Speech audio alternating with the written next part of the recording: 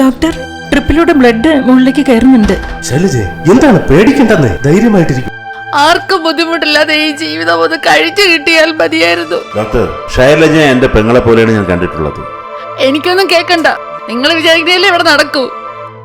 ചോദിക്കണം പറയാനൊന്നും ഇവിടെ ആരും ഇല്ലല്ലോ. ശൈലജേ, ഈ പോയ മനുഷ്യനില്ലായിരുന്നെങ്കിൽ നീ ഇപ്പോൾ ജീവനോടെ ഉണ്ടാകുമായിരുന്നില്ല. സർ, കാര്യങ്ങൾ കൈവിട്ടു പോകാതിരിക്കാൻ ഞാൻ എന്ത് ചെയ്യണമെന്ന് പറയണം? ആദ്യം ഈ സാറ് വിളി ഒന്ന് നിർത്തണം. വിഷം ഉള്ളിൽ ചെന്നെന്ന postmortem report chemical reaction variance ആണ്. പല കോമ്പൗണ്ടും ഉള്ളിൽ ചെല്ലും. ഇതിന്റെ രാസനാമങ്ങൾ മാറുമ്പോൾ കോടതിയിൽ അതൊരു ക്വസ്റ്റ്യൻ ഔട്ട് ഓഫ് ക്വസ്റ്റ്യൻ ആയിക്കൊള്ളും. തെളിവ് ഞാൻ വിചാരിക്കുന്നിടത്ത് നിന്നാൽ കുറച്ച് കറുപ്പം കൊണ്ട് അയച്ചേക്കാം.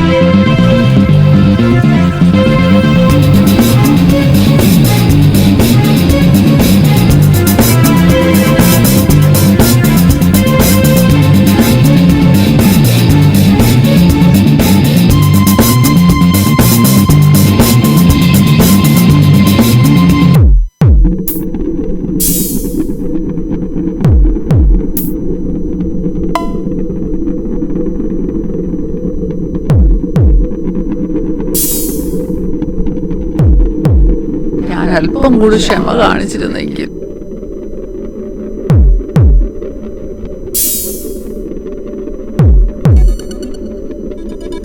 ആ സമയത്ത് എനിക്ക് വല്ലാത്ത ടെൻഷനായിരുന്നു. ഞാൻ സാറിന് തരാൻ വേണ്ടി ഇവിടെ ഒരു അപേക്ഷ ഫോം വെച്ചിരുന്നു. നോക്കട്ടെ.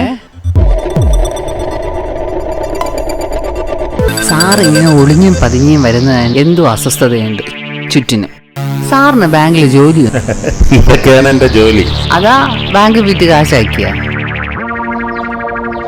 സാറേ, എനിക്കിനി അത് ആലോചിക്കാനുള്ള ശക്തിയൊന്നും. സാർ എന്താണെന്ന് വെച്ചാൽ അതങ്ങ് ചെയ്യും. സർ, ഞാൻ അതിന്റെ ഒരു വേര് മാത്രമാണ്. വടവൃക്ഷത്തിന്റെ ചില്ലാണ് അതിന്റെ യഥാർത്ഥ കൂട്. താനൊരു കാര്യം ചെയ്യും. അവര് വല്ല ഹ്യൂമൻ റൈറ്റ്സ് കമ്മീഷന് പരാതി കൊടുക്കുന്നതിന് മുൻപ് DRT ആദ്യമേ കൊണ്ടുപോയി ഒരു പരാതി കൊടുക്ക്. സർഫാസി ആക്ട് 2002 അനുസരിച്ച് അങ്ങനെ ഒരു ഗ്യാപ്പ് കൂടിയുണ്ട്. അതെ, ഞാനൊരു കാര്യം പറഞ്ഞ കേൾക്കുവോ?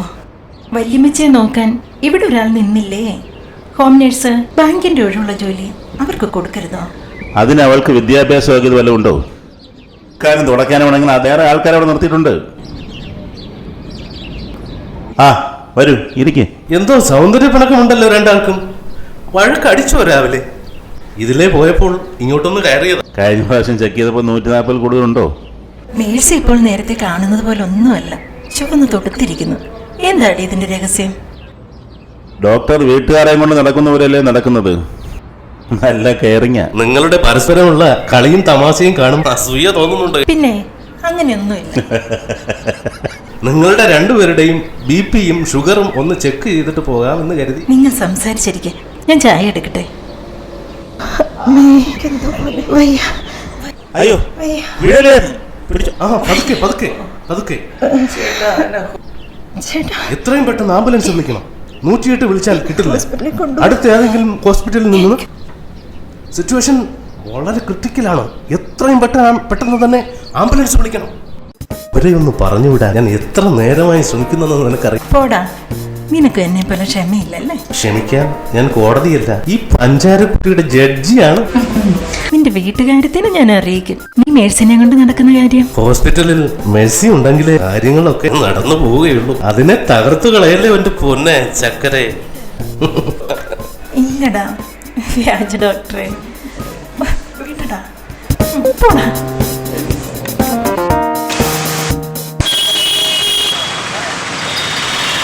അപ്പൂപ്പ, എനിക്ക് മഞ്ഞ ബബിള് വാങ്ങിക്കണം. പിന്നെ എനിക്ക് ഒരു ബലൂൺ വാങ്ങിക്കണം.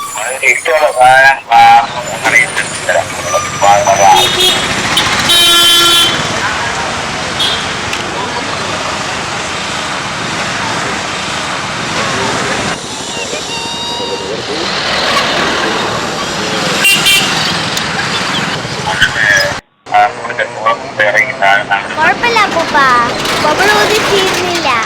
കുറച്ചുകൂടെ പോട്ടെ.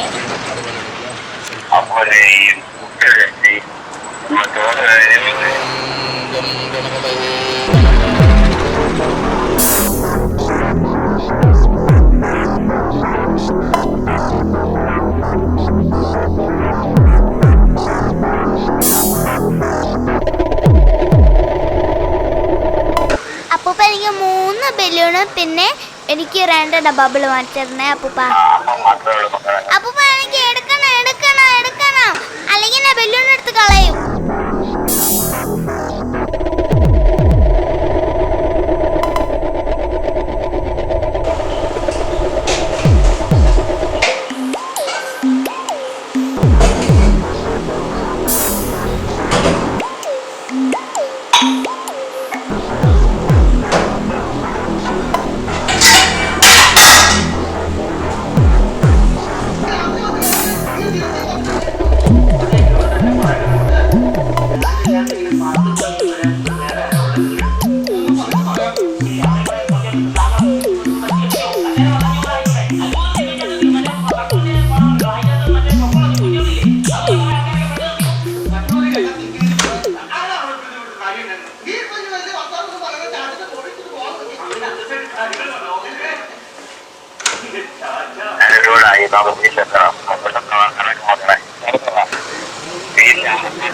അല്ലെങ്കിൽ ഞാൻ ബബിൾ എടുത്ത് ദൂരെ കളയും. എനിക്ക് നടക്കാൻ വയ്യ അപ്പൂപ്പ.